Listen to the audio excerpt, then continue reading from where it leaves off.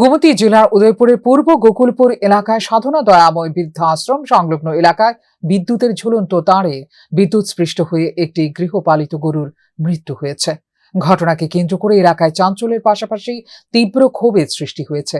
স্থানীয়দের অভিযোগ, ধ্বজনগর বিদ্যুৎ দপ্তরের অধীনস্থ একটি ট্রান্সফরমারের পাশের বিদ্যুতের খুঁটি থেকে দীর্ঘদিন ধরে একটি তার নিচের দিকে ঝুলেছিল। বারবার বিষয়টি দপ্তরের নজরে আনা হলেও তা মেরামতের কোনো উদ্যোগ নেওয়া হয়নি বলে দাবি তাদের।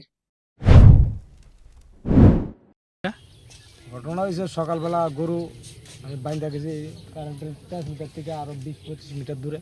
দড়ি অনেক লম্বা, মানে 4-5 হাত দড়ি লাগল পাইছে ট্রান্সমিটারের ফিলারটার।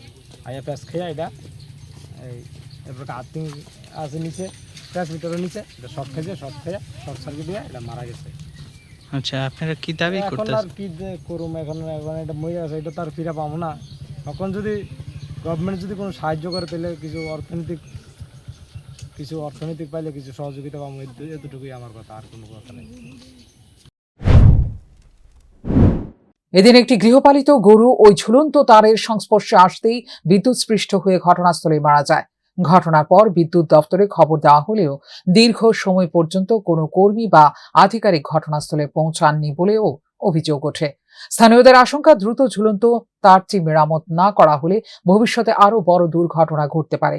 তাই অবিলম্বে বিদ্যুতের লাইন নিরাপদ করা এবং ঘটনার জন্য দায়ীদের বিরুদ্ধে প্রয়োজনীয় ব্যবস্থা নেওয়ার দাবি জানিয়েছেন তারা।